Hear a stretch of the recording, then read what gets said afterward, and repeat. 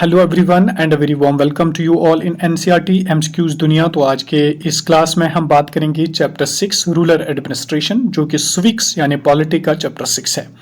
तो question number 1 है, how many villages are there in India approximately. तो India में कितने विलेजेस हैं अप्रोक्सीमेटली। तो राइट आंसर इसका होगा 6 लाख। तो आज अगर हम देखेंगे तो तकरीबन 6.5 लाख से अलावा है, 6.64 है आज इंडिया के विलेजेस। तो क्वेश्चन नंबर 2 है, who does the work of measuring land and keeping the land records. कौन मेजर करता है लैंड को और लैंड रिकॉर्ड्स कौन रखता है। तो इसका राइट आंसर होगा पटवारी। तो पटवारी को डिफरेंट नेम से जाना जाता है डिफरेंट स्टेट्स में। तो इसको कभी कर्मचारी भी कहते हैं, इसको कभी विलेज ऑफिसर भी कहते हैं, इसको कभी कानून गो भी कहते हैं, और इन 2-3 नामों से इसको दूसरे इलाकों में भी जाने यानी दूसरे स्टेट्स में भी जाना जाता है। Question number 3, all the states of India are divided into. कहते हैं कि सारी इंडिया की स्टेट्स जो है वो किस में डिवाइड है। तो इंडिया की स्टेट्स सबसे पहले फिर डिस्ट्रिक्ट्स में डिवाइड है। ठीक है, मतलब पहले स्टेट्स जो है वो पहले कंट्री जो है वो स्टेट्स में डिवाइड है 28 स्टेट्स में। इसके बाद फिर नीचे स्टेट्स डिस्ट्रिक्ट्स में डिवाइड होती है, फिर विलेजेस में डिवाइड होती है।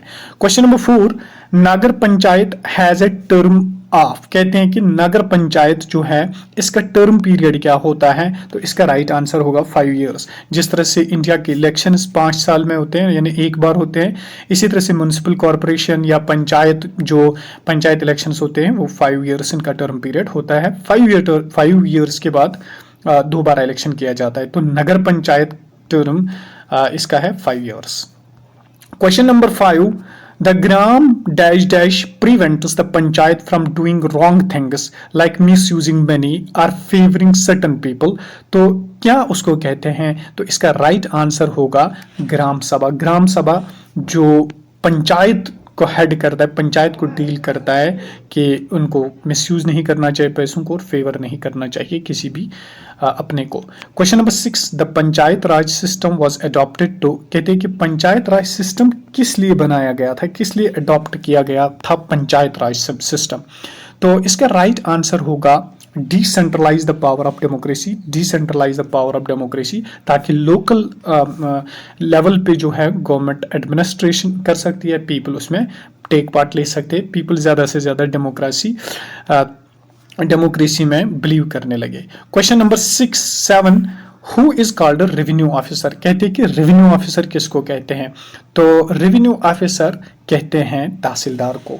ये रेवेन्यू को कलेक्ट करता है। हालांकि पटवारी रेवेन्यू को कलेक्ट करता है, लेकिन फिर इस रेवेन्यू को गेट कौन करता है असल में। तो रेवेन्यू ऑफिसर हम कहते हैं तहसीलदार को। Question number 8, who is the head of tehsil. कहते हैं कि तहसील का हेड कौन है।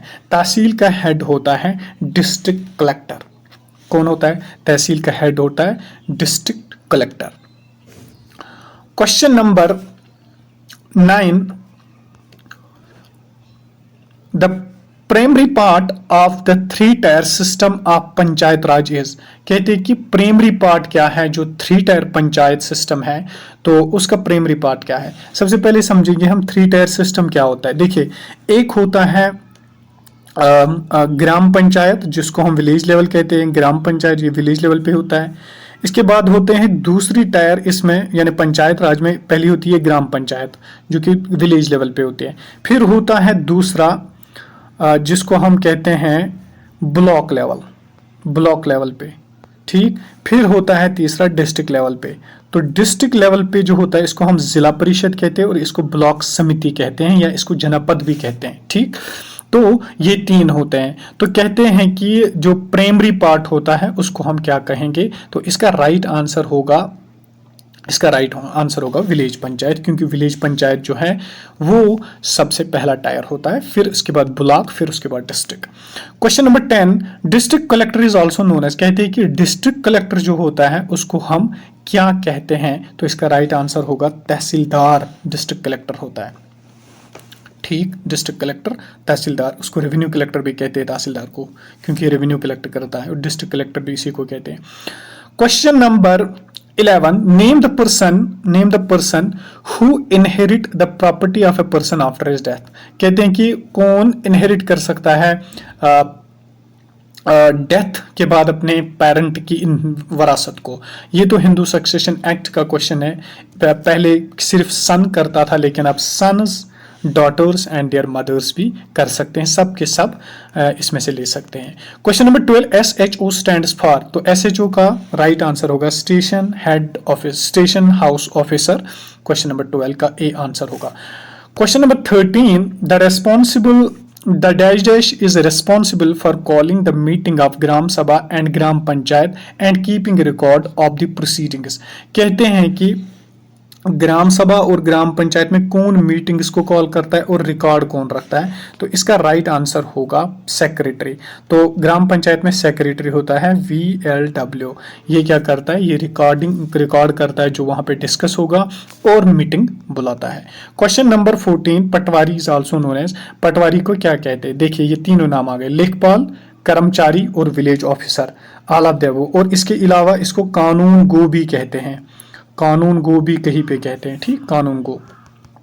Question number 15, Hindu succession amendment was introduced in which year. कहते हैं कि हिंदू सक्सेशन अमेंडमेंट एक्ट कब पास हुआ, तो इंट्रोड्यूस कब हुआ, तो 2005 इसका राइट आंसर होगा।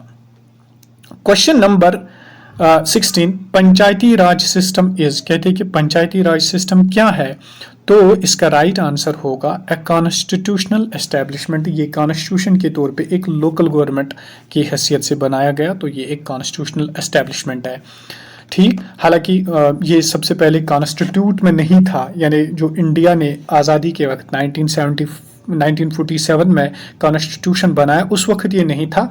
फिर पंचायत राज सिस्टम को 73rd अमेंडमेंट एक्ट के लाया गया था, 73rd अमेंडमेंट एक्ट के अंदर लाया गया था। क्वेश्चन नंबर 17 क्या है, eight which level does a panchayat समिति ऑपरेट ए पंचायत राज सेक्ट। कहते हैं कि किस लेवल पे पंचायत समिति जो है वो ऑपरेट कर सकती है पंचायत राज स्ट्रक्चर को। पंचायत राज स्ट्रक्चर को कहां पे ऑपरेट कर सकती है, तो ब्लॉक लेवल बॉडी पे ये कर सकती है। Question number 18, what is the other work of patwari. कहते हैं कि पटवारी का क्या काम होता है। अदर वर्क ऑफ पटवारी, एक तो ये मेजर करता है लैंड को, रिकॉर्ड रखता है लैंड का। कलेक्शन ऑफ लैंड रेवेन्यू, बिल्कुल ये ठीक है। सेलिंग ऑफ मेडिसिन, नो ये ठीक नहीं है। Growing crops in field, no, none of them. तो राइट आंसर होगा 18 का कलेक्शन ऑफ लैंड रेवेन्यू। ये जो लैंड को टैक्स वगैरह दिया जाता है तो वो कलेक्ट करता है, लेकिन फिर वो तहसीलदार के पास जाता है। क्वेश्चन नंबर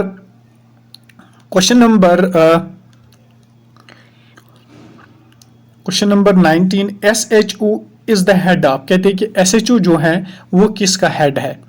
SHO डिस्ट्रिक्ट का हेड होता है, तहसील का हेड होता है, पुलिस स्टेशन। तो इसका राइट आंसर जो होगा वो पुलिस स्टेशन का हेड होता है, station house officer. Question number 20, land records at the village level are taken care by. कहते हैं कि जो लैंड रिकॉर्ड्स रखता है विलेज लेवल पे, तो वो कौन रखता है, उसका कौन टेक केयर करता है। तो इसका राइट आंसर होगा कानून गो यानी पटवारी। Question number 21, secretary of gram सभा इज अपॉइंटेड बाय द। कहते हैं कि सेक्रेटरी यानी जो सेक्रेटरी होता है इसको कौन इलेक्ट करता है। क्या ये अपॉइंट किया जाता है या इलेक्ट। अगर इलेक्ट किया जाता तो लोग करते हैं, लेकिन इसको अपॉइंट किया जाता है, तो इसका राइट आंसर होगा ए, गवर्नमेंट इसको अपॉइंट करती है सेक्रेटरी, लेकिन ग्राम सभा सेक्रेटरी। इस तरह पंचायत सेक्रेटरी भी जो गवर्नमेंट अपॉइंट करती है एग्जाम के थ्रू VLW को। Question number 22, the local government Levi. कहते हैं कि जो लोकल गवर्नमेंट होती है यानी पंचायत या म्युनिसिपल कॉर्पोरेशंस वगैरह जो लोकल गवर्नमेंट होती है वो कौन सा टैक्स लेती है, land tax, consumption tax, house tax, health tax. तो इसका राइट आंसर क्या होगा, इसका राइट आंसर होगा house tax. Local government house tax लेती है।